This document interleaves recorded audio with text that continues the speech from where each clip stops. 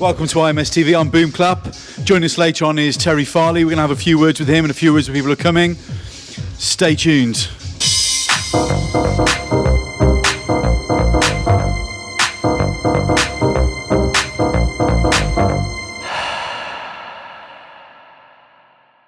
Okay, yeah, so you're joining me here now with Terry Farley. He's here in my system, going to go on shortly, so we thought we'd have a little word to him. Terry, how you doing, mate? I'm very good, thank you. Good. So with everything you've contributed to house music, one question I always want to ask you is, why did you choose this way of life, this career? I didn't really. It kind of chose me, I think. I was just a kid who bought loads of records, and when everyone else was getting off with girls and doing whatever they're doing, I was the kid in the corner playing, the latest import record that I just bought, and it just led into it, really. What was the first record you bought then, actually, on that? My first record I ever bought? Yeah. Oh, I would have been about like 8, and my mum took me to Shepherd's Bush Market. I was obsessed with a record called Bonnie and Clyde by Georgie Fame, which was about Bonnie and Clyde getting ambushed by the FBI, and they had all sound effects of like machine guns in. And I think it got to #1 in the pop chart. And I just remember buying that in a record shop and getting a real buzz, as like a really tiny kid. And it was just like, yeah, I love this. I want to hang around in record shops. Amazing. And when did you play your first gig? What was the gig actually?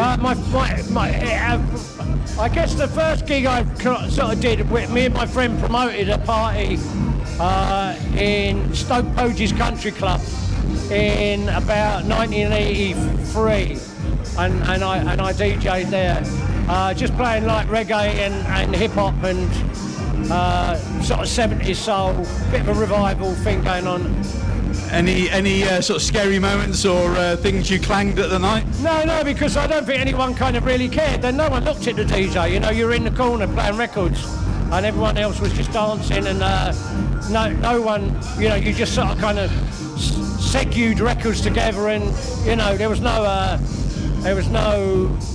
mixing, and there was no kind of pressure at all. And another big movement you created was obviously the Boy Zone. It was a T-shirt I'm wearing tonight. Yeah. So what was the thinking behind that? Who came up with that? The thinking behind it wasn't really a thinking. We were just. I was round Andrew Wetherall's and Simon Eccles' flat one night in Windsor, and we were just chatting, and I said, we should do a fanzine.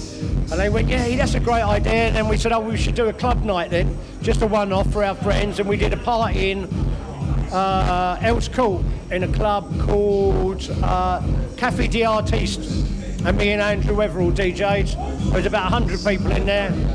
And it went well, and we said, we'll keep it going.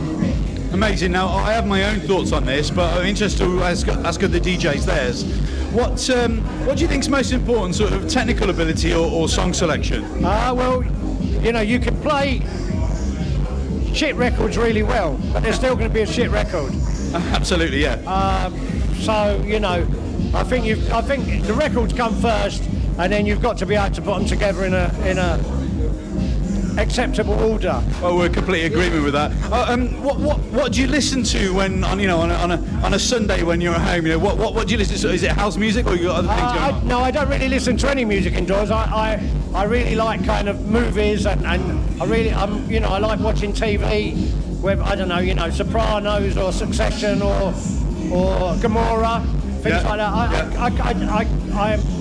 My head is just full of too much kind of records from everywhere, and it's just kind of I like something new to kind of And how did you spend sort of the whole COVID lockdown thing? What did you do during that time? I bought a bike and rode a bike. So you got a bit fitter? Lost some weight, and that helped me through actually. Surprised how kind of how free you can feel, driving through the park in your bike. And how do you think the whole COVID thing's affected sort of this industry in clubland? Is it better things for the good or the bad? I think it's over now. I think it's over.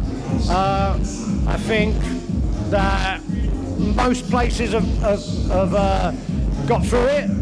But most of the kind of what you call brands sort of back fighting, and also it was like kind of during lockdown, you know, Defected come to us and said, oh, you know, do you want to reactivate Faith, the fanzine?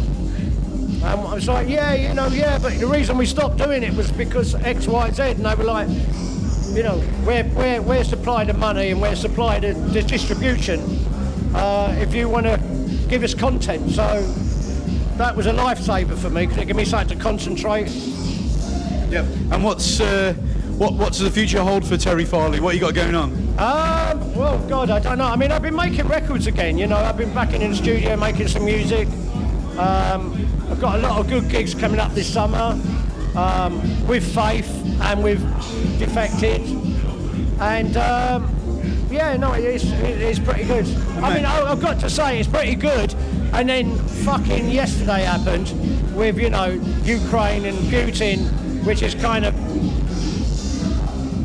it's a dark spell, you know, and everything again. We just got through COVID and then that come along. Yeah, I mean, you know, I hope it kind of don't, you know, I hope it don't cause a world recession and all that. And No, yeah, totally agree with you there. Well, thank you very, very much for coming. Really looking forward to your set tonight. Thank you for talking to us, and we'll see you on the decks later. all right, thank you. Thank you.